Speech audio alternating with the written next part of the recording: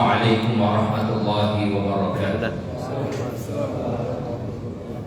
Alhamdulillah, alhamdulillahilladzi hamdan syakirin, hamdan na'imin, hamdan yuwafi ni'amahu wa yukafi'u mazidah. Ya Rabbana lakal hamdu kama yanbaghi li jalali wajhikal karim wa 'azimi sultanik. Allahumma shalli ala sayyidina Muhammad wa ala alihi wa ashabihi ajma'in, amma ba'du. Allah Ta'ala fil Qur'anil Karim, a'udzu billahi minasyaitonir rajim.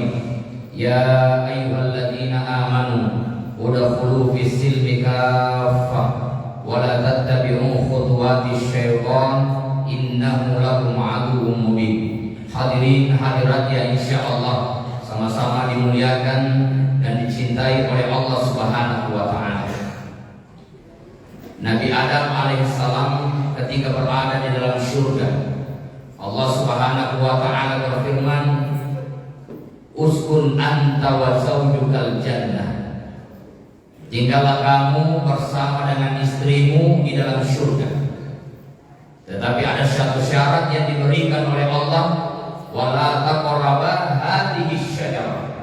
Jangan engkau mendekati pohon ini. Pohon yang dimaksudkan yang kemudian kita kenal dengan pohon khuldi. Tetapi syaitan adalah makhluk yang dilaknat oleh Allah Subhanahu wa taala, akhirnya menggoda Nabi Adam. Adam pun tidak tergoda dengan godaan itu. Akhirnya dia berpindah menggoda Hawa, istri Nabi Adam. Yang namanya perempuan ternyata mudah digoda. Makanya kalau ada penjual yang biasanya naik di rumah susah kalau suaminya dihadapi. Tetapi kalau istrinya nagala pacau. Akhirnya Hawa tergoda dan memakan buah khuldi. Akhirnya Hawa yang menggoda Adam. Adam pun tergoda. Ini bahaya riolo benar riolo bahaya apa biji nabi ini. Betul apa tidak? Biasa kita biji beneta. Itu bahayanya. Akhirnya Adam pun memakan buah khuldi. Dikeluarkan dari surga.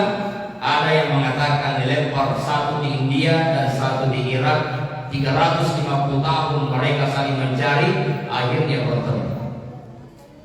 Disitulah Allah mengingatkan bagi kita seluruh hambanya, ya ayyuhalladzina amanu, wahai orang-orang yang beriman, udkhulu fis silmi kaffah, masuklah ke dalam Islam secara keseluruhan, wala tattabi'u khutuwatis syaitan. Jangan pernah engkau mengikuti langkah-langkah setan. Innahu lakum aduwwum mubin.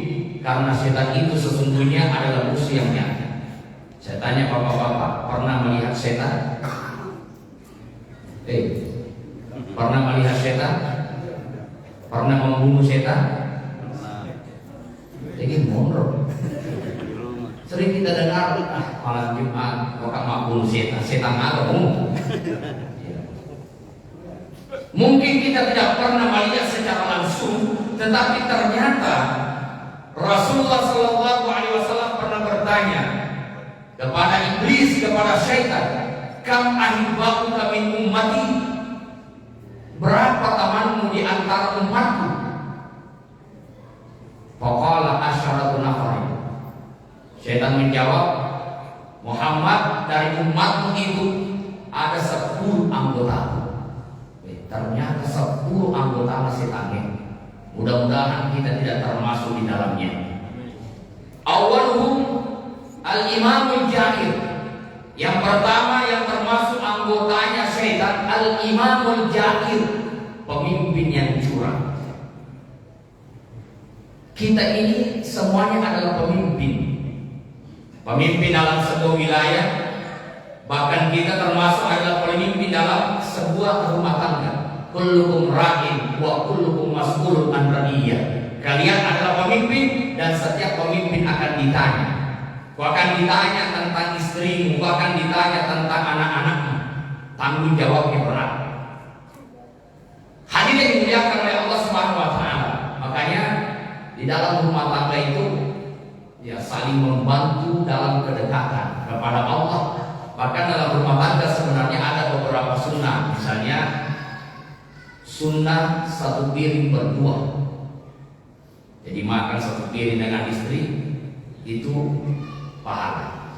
Yang kedua sunnah satu sarung berdua. Harusnya mana tahu? Satu sarung berdua. Tinggal menyatukan dua sarung. Ya, kalau orangnya besar ya besar pula. Yang ketiga sunnah menyisir rambut suami. Nah, saya tanya bapak-bapak, pernahkah istrinya menyisir rambut? Tidak pernah. Ya. Ibu-ibu cobalah sunnah Nabi itu menyisir rambut suami. Yang keempat itu membantu pekerjaan istri. Makanya saya pribadi walaupun sibuk ceramah, saya sering cuci piring di rumah. Bahkan saya sering katakan pada istri saya, wahai Adinda, kau duduk saya, biar saya yang mencuci piring. Kita boculin orang. Padahal kenapa saya cuci piring? Saya lebih memilih cuci piring daripada jaga anak. Apa ekovan ini menimbang orang apa itu rumah. Tapi kalau anak-anak susah. Nah, semua kita akan ditanya tentang kepemimpinan. Maka orang-orang yang zalim dengan kepemimpinannya, orang yang curang, itu namanya setan. Yang kedua, di antara taman setan yang kedua adalah al-mutakabbir, orang yang sombong, menganggap rendah orang, dirinya lah yang paling hebat, tidak mau menerima kebenaran, menganggap enteng orang yang memberinya nasihat baik, anggota setan itu. Yang ketiga, al-alim alladhi saddaqa al-amir ala jawri, seorang yang berilmu, bahkan dia adalah ulama yang membenarkan kezaliman yang dilakukan oleh penguasa. Penguasa punya kezaliman, tapi justru orang pintar, orang berilmu ini membenarkan kezaliman itu, anggota atau setan ini. Ya, maka hati-hati yang punya ilmu, bahkan dipanggil sebagai ulama, kalau membenarkan kezaliman, bahkan kalau ada hukum yang sebenarnya tidak boleh di dalam agama, tetapi justru dibolehkan merubah hukum tidak sesuai dengan dasarnya hanya karena membenarkan kezaliman yang dilakukan oleh penguasa, ini juga adalah taman syaitan. Yang keempat, al-ghaniyu, orang kaya. Mana rasa tersebut? Siapa orang kaya termasuk anggotanya setan? Alladzi la yubali min aina yaksibul mala wa bima yunfiq. Orang kaya yang tidak memperhatikan dari mana dia dapatkan hartanya dan kemana dia manfaatkan harta itu. Inilah orang-orang halal halal dan mana. Dia tidak perhatikan dari mana datangnya, haram atau halal. Lalu setelah dia mendapatkan harta itu, kemana dia manfaatkan, dia tidak perhatikan. Ini juga namanya setan. Yang selanjutnya, at-tajirul kha'in, pedagang yang curang. Nah, tahu apa baru ini? Ternyata pedagang di antara pedagang ada yang temannya setan. Siapa mereka yang curang, yang sering berbohong, yang sering melakukan penipuan? Asli katanya, tetapi ternyata dia adalah palsu. Saya pernah membeli kurma di Jeddah, harganya itu 50 rial, uang Indonesia 200 ribu. Saya tanya, baru ini? Baru. Bagus? Ya saya percaya. Tetapi setelah saya sampai lalu saya buka, ternyata bonyok mana hilang. Mudahnya mengatakan baru, mudahnya mengatakan bagus, tetapi hakikatnya bonyok ini. Coba lihat. At-tajirul kha'in. Kemudian al-muhtakir, orang yang menimbun-nimbun barang. Yang menimbun minyak goreng akhirnya menjadi langka, anggota setan itu. Makanya kalau ada barang tidak boleh ditimbun. Menimbun-nimbun barang, ternyata itu adalah salah satu di antara temannya syaitan. Nisa ilopin regolek mau ada pun. Dia siapa jadi min kecil ini. Itu hati-hati menimbun barang. Maka kalau belanja barang yang banyak, jangan niatkan untuk menimbun barang itu. Akhirnya dia tidak jual. Nanti setelah naik baru kemudian dikeluarkan dia. Hati-hati anggota setan. Lalu siapa lagi anggota setan? Wa akilur riba, orang yang makan riba. Wa zina, orang yang berzina. Semua itu termasuk namanya setan. Al-bakhil, tokat dia. Nah, kalau ada orang yang kikir, al-bakhil, anggota atau silangit. Makanya bahasa yang digunakan itu ada 3. Ada namanya asyuku, ada namanya tatur, ada namanya al-bukhul. Syukur itu kikir terhadap dirinya sendiri. Kalau dilihat uangnya yang banyak, kikir terhadap dirinya, namun songkong ada itu leseleh, lemu sentuh. Ya, jadi leseleh. Padahal uangnya banyak, sudah bisa memakai pakaian yang bagus, tetapi dia tidak jelaskan. Kenapa? Karena terlalu kikir terhadap dirinya. Yang kedua ada namanya at-tatur, dia kikir terhadap dirinya dan kikir pula terhadap orang lain. Betul. Makanya Nabi itu adalah orang yang dermawan. Sampai Rasulullah SAW setiap orang yang meminta dia kasih. Bahkan pernah Rasulullah kemudian menggadaikan dirinya karena ada orang yang minta. Ya, saya juga pernah coba itu. Apa yang saya pakai dan orang minta saya kasih. Saya punya cincin, orang minta saya kasih. Saya punya jam tangan, orang minta saya kasih. Saya punya songkok, selesai jarang orang minta saya kasih. Lama kelamaan capu kau sedih. Itu bahasa saya. Artinya apa? Orang yang kikir itu temannya setan. Yang ketiga ayatnya penggawana ke dia. Namanya al-bukhul. Di samping kikir terhadap dirinya, kikir terhadap istrinya dan anaknya, kikir terhadap keluarganya. Saya pernah dapatkan itu orang kaya, anaknya mau pergi mengaji, dia kasih Al-Quran yang sudah lama dan sudah usang. Padahal banyak uang. Bahkan dikasihlah songkok anaknya, enak ke songkok pakai. Bapak, berikan yang baru, jangan nak ini bagus. Songkok dan ini nak tak penyuri. Barakan sebarakkan ini. Akhirnya dia pakailah songkok itu pergi mengaji. Sejak dulu mana dapat tulisan lesu ni mak barakat songkok dan ini. Mak butuh tidak dulu. Jadi berkah itu tidak seperti itu. Dia kikir terhadap dirinya, terhadap keluarganya, bahkan terhadap orang lain. Makanya Nabi menyampaikan, janganlah menjadikan rumahmu itu kuburan. Maknanya ada 3. Pertama, kuburan itu tidak salah. Jadi kalau ada orang yang tidak salah di rumahnya, itu kuburan. Yang kedua, kuburan itu tidak berhubungan dengan tetangganya. Siapa yang tidak berhubungan dengan tetangganya, itu dibaratkan kuburan. Yang ketiga, cuma kuburan. Kalau kita datang ziarahi, bahkan kita doakan 2 jam, kita dulu doakan, tidak ada air panas yang keluar. Makanya kalau kita bertamu ke rumah orang, sudah 2 jam kita dulu belum ada air panas yang keluar selain bulan Ramadan ini. Tidak ada air yang panas yang keluar, segera baca surah Yasin. Kalau Tuhan bertanya, kenapa baca surah Yasin? Nah, ini rumah kuburan. Kenapa kuburan? Sudah 2 jam saya ini berada di rumahmu, tetapi tidak ada makanan, tidak ada minuman yang keluar. Makanya ada dulu Ki Haji Haji mengatakan begini, niga tuan atau folena anu macam ni, siapa yang kemudian melayani tamunya dengan makanan sesuatu yang manis, kuradekna dan rasakan pahitnya amat dengannya, maka dia tidak akan lagi merasakan pahitnya kematian itu. Maka kalau ada tamu, itu tamu datang kahala ma'ahu al-barakah, tamu itu datang dengan 1000 barakah. Makin banyak yang dia makan, makin banyak pahala. Saya ingat kisahnya Imam Syafi'i yang berkunjung ke rumahnya Imam Malik. Kemudian Imam Syafi'i ini kemudian makan.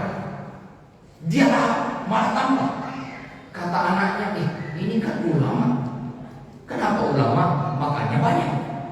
Yang saya dengar dari bapak saya Imam Malik, ayahnya juga seorang ulama, bahwa orang-orang ini tidak terlalu banyak makan. Tapi kenapa ini Imam Syafi'i mengalahkan Anda? Akhirnya datang ke bapaknya bertanya, ya Abi, katanya Imam Syafi'i ulama, dia mana mengalahkan Anda? Kenapa banyak sekali yang dia makan? Jangan tanya saya, tanyalah pada dia. Akhirnya si anak ini datang ke Imam Syafi'i, wahai Tuan, kenapa engkau banyak makan di rumah saya? Masih butuh nanya. Ini bapak pemvalidan kekelumi baca. Yang saya tahu ulama itu makannya tidak banyak. Apa kata Imam Syafi'i? Wahai anakku, Saya tahu bahwa ayahku seorang ulama.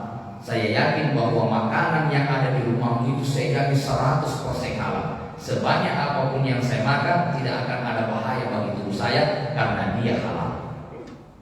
Ya, makanya kalau lihat tuh, oh ini 100% ini pekerjaannya halal, tak busuk. Jadi kalau ini abu-abu ini biasa ada pekerjaannya halal, angkat olah halulu, ya si campur-campur nih, ya maka hati-hati makan. Terutama saya biasa melihat itu sesajen di bawah pohon. Waktu kita monggo di pesantren, di situ ada pohon besar, sering datang orang bawa nampan itu. Akhirnya karena bawa nampan yang banyak, kita ini para santri tidak mau makan. Enggak busuk. Kata yang membawa saja itu, karena dia baru datang lagi setelah beberapa saat dia tinggalkan. Andre tolong ingin asap punah atau pek-pek ini. Dalam nanti kita ini itu pacak pun. Nah, kami datanglah ke guru kita bertanya, apa memang boleh dimakan? Ternyata beliau menjawab, silahkan makan itu, tetapi harus kau hati-hati. Jika ada sesuatu yang disembelih, jangan makan. Jangan makan ayamnya, jangan makan kambingnya karena dia disembelih. Kenapa? Karena dia sembelihannya bukan karena Allah. Itu sebabnya Bapak Ibu, saya ini termasuk orang yang malas dipanggil baca doa kalau selesai lebaran. Ini kan selesai lebaran orang baca-baca doa. Tahu? Bukan saya malas berdoa, yang membuat saya malas terlalu banyak yang mau dibaca. Kalau 10 nampang, 10 baki paling tidak berarti kita 10 kali pindah-pindah. Begitu kan di daerah kita ini? Ya, Pak Ustaz, letih dibaca, letih sikat. Baca doa api, baca doa selamat. Oke lah, kita doakan selamat. Walaupun sebenarnya tanpa makanan, doa bisa jalan. Bahkan orang-orang bisa berdoa ketika selesai salat. Tapi oke lah, demi menghormati tuan rumah sebelum kita makan, baca selamat. Doakan selamat dia, selamat keluarganya. Selesai puasa, selesai. Letih sedikit kue. Saya bilang, aja dana yang valente, bagimu valente kakak kue. Tidak puasa kita, oke lah. Baca apa ini?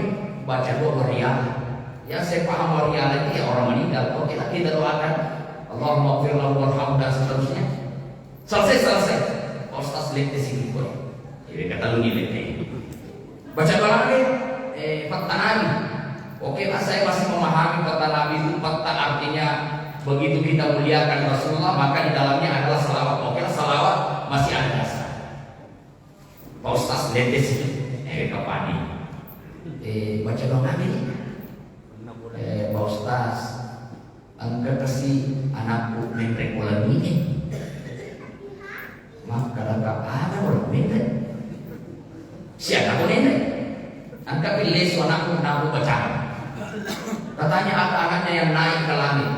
Dia lewat mana naiknya? Dan kapan dia naik? Saya tidak baca ini karena saya lama belajar di pesantren, tidak pernah dapatkan doanya ini. Tapi Pak Ustaz, Imam Abu dia baca, dia nggak boleh. Makanya banyak juga imam, dia nggak akan baca mana. Letih kursi boleh letih sih, letih koranjangnya letih sih, bahkan dikatakan letih koraknya letih sih. Terlalu banyak. Saya tidak paham, mohon maaf, bahwa jangan Pak Ustaz inilah letih sih itu letih sih. Yang kelima nih letih. Eropa ada 10 baiknya 10 letih 5 cek. Tidak panas. Pendeknya satu kali pindah, tas 100 ribu, 100 60 baca toko. Pindah. Sekalian pulang Pak Imam 5 cek. Padahal kasihan Pak Imam, dia minta tolong sama seorang pemuda, pemuda orang kaya yang panggil saya baca doa, antar saya sebelum kita sampai penuhi bensin motormu itu. Pokoknya pulang kita bayar aman. Akhirnya lempar beli bensin. Dia katakan, wahai penjual bensin, nanti saya balik baru bayar 35.000. Oke. Pas sampai di sana, jadi ngangkol. Dia katakan para penumpang, lepas pajak bensin tanah. Dia buka lampunya, dimacet. Dia gak ada takor memang nih. Nampak tuh imam itu nanti ada usaha mulai orang dikosoki. Ya beda kan dulu, kalau dulu orang di sawah punya penghasilan, imam ada bagiannya. Orang di laut cari ikan dapat penghasilan, imam ada bagiannya. Maka dulu imam tidak ada pekerjaan yang lain kecuali tinggal di masjid, mengurus masjid, mendoakan masyarakat. Kalau sekarang imam tidak, kalau tidak ada pekerjaannya susah kehidupannya. Nah, Postas letes kan? Baca doa dia. Kebetulan Postas ada anak saya juga yang hidup di air. Karena sana gunung mau sawit. Akan logo puri suruh mirip. Itu terlalu banyak doa. Bahkan dikatakan Postas leteki ke posisi bola. Nah, ini terutama orang-orang bugis yang begitu ya. Kalau yang Madura mungkin tidak, atau makmum atau apa. Mungkin tapi cuma mungkin lemah hasan. Leteki Postas, leteki ke posisi bola. Sering saya katakan begini. Ya mana ke posisi bola paling tiga dapur.